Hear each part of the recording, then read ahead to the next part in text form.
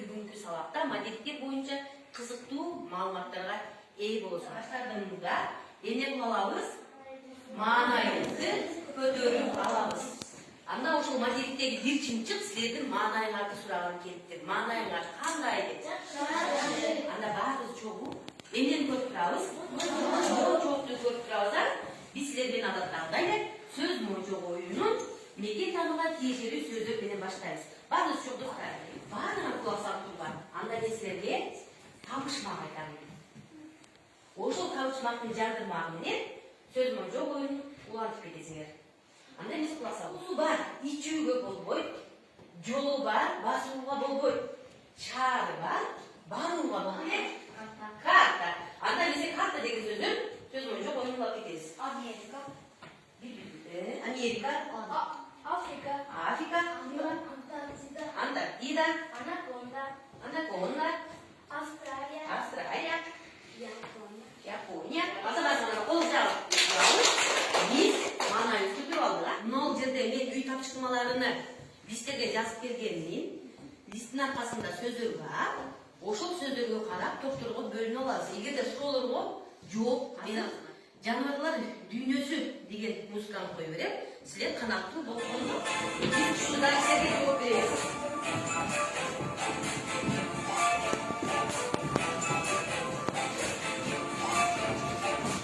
Умалга. Канча планета бар? 9 планета бар. Демек бунун аркасында түштүү көзөк деген сөз бар экен. Бул оң тарапка турат. Түндүк көзөктөр сол тарапка ушуну Дүйнөдөгү эң кол жаныбар кайсы? Аркасында түштүк. Азамат кол чаап коебуз. Кайсы көзөктө экенсиң? Түндүк көзөк. Сол тарап бир жолдо басып өтүүчү жаныбар эмне деп аталат? Кайсы материкте бар деп аталат. Бүгүнкү биздин өтө турган темабыз материктердин бышыктоо сабагы. Биз бардык материктерди өтүп бүттүк. Анда биз бүгүнкү сабагыбыз материктердин бышыктоо сабагы. Биз сабакты баштардан алтын эрежелерди кабыл алып алабыз. Силер достардар кайсы жаныбар көрүп турасыңар? Кандай жаныбар? Бул кайсы материкте? Евразия материгиндеги эң кооз жаныбар. Демек биз ушул пандалар аркылуу бүгүнкү сабагыбызга алтын эрежелерди кабыл алып алабыз. Кандай алтын эрежелер бар? Келип ар бириге жазып коюп. Ким олар? Айтып туруп жаз алтын эрежени. Эрежени туура пайдаланабыз. Туура. Андан кийинки Самара. Колубузду көтөрүп жооп беребиз. Колубузду көтөрүп жооп беребиз. Чыгармачылык менен иштейбиз. Чыгармачылык менен иштейбиз. Кандай алтын эреже? Тынч отурабыз. Бүгүнкү сабакта силер баалоо баракчасы аркылуу өзүңөрдү баалайсыңар. Кыласыңар. Окуучунун аты жөнү, үй тапшырмасында кандай жооп бердиңер? Жаңы теманы өткөндө кандай жооп бердиңер? Бышыктоодо анан жыйынтыктоодо алган баалыңарды өзүңөр коюп чыгасыңар.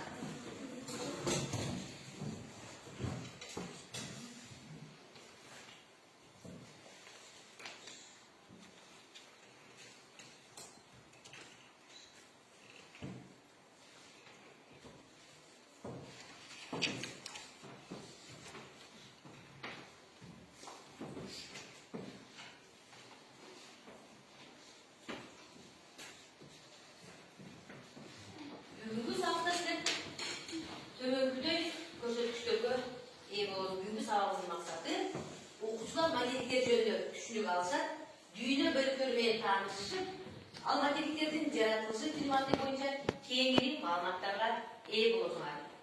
Дүйнө таанымыңар кеңейип, ой жүгүртүүлөр өсүп, өз алдыңарча материктерди жайгаштыра аласыңар. Баарыңар бири-бириңерди сыйлоо менен сезимталдыкка, билимсиздиккө тарбияланасыңар. Балдар, силер эмнени көрүп турасыңар? Жер шарын көрүп турабыздар. Демек ушул жер шарында канча жарым шар бар экен онда? 4 жарым шар бар экен. Материк кана айтып койчу? Түндүк өзөк, түштүк өзөк, чыгыш, баш, азамат. Демек балдар, бул жер шары экен. Экватор сызыгы жердегиге түндүк өзөккө, түштүк өзөккө бөлүнүп экен. Ошол түндүк өзөктөн түштүк өзөккө жүргөн сызык бул жер шарын батыш жана чыгыш жарым шарларына бөлдүк. Мен балдар суроолорго жооп берүү аркылуу эки топко бөлүнүп алдыга. Бүгүнкү силерге бере турган тапшырмам. Баардык досторго карайбыз. Жашырылган сүрөт бар. Эгерде силер кайсы упайды алгыңар келсе, ошону келип басып көрүп, астындагы сүрөттү упай топтоо менен ачып алам. Мен төрт бар упай алгым келет. Мына. Бул топтон ким чыгат? Ким уган? Мен үч упай алгым келет. Бул Австралия материги экен, а? Жер шарынын материктердин жайгашуусу ачылды. Демек жашырылган сүрөттү биз таап алдык. Бул жерде силерге бир тапшырма бар балдар. Ошого жакшы көңүл. Бул сүрөттү азыр мен экрандан аламын. Силер көзүңөрдү жумуп туруп, бир эсиңерге салып алыңар. Азыр мынау жер шарына биз ошол материктерди кийизде болгон макетин алып келип жармаштырабыз.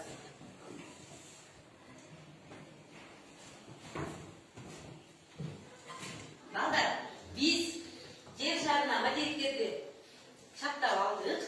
Эми андан кийинки тапшырмабыз жашырылган сүрөттөр дагы эле. Азыр мен силерге суроо беремин. Силер ошону кайсы жаныбар экенин табасыңар. Бул 6 материкте жайгашкан, жашаган жаныбарлардын сүрөттөрү. Бирок бизде кээ бир жаныбарлар жашын алышты. Ошол жаныбарларды биз таап алышыбыз керек экен, а? Евразия материктеринде кайсы жаны бар? Түлкү, азаматсың бул түлкү экен, а? Биз 6 материкте жашаган жаныбарлардын сүрөттөрүн таап алдык. Балдар, бүгүн сабакты быштоодо мен силерге викториналык суроолор түзүп келдим. Биз бул айлампаны айлантып туруп, ошол жанындагы суроолорго жооп берүү аркылуу упай топтойбуз. Анда кайсы топтон келет окуучу? Түндүк өзөктөн, түштүк өзөктөнчү? Анда Райхан келсин. Бар, старт деген стрелканы башабыз.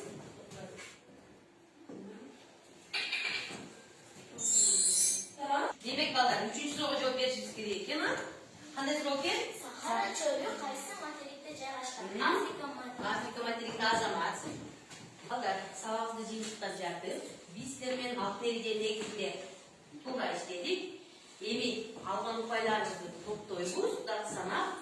Мен силердин алган бааңарды көтөрүп койгон бир кызчаларыңарды. Ким канча бир кызча алды бүгүнкү сабакта?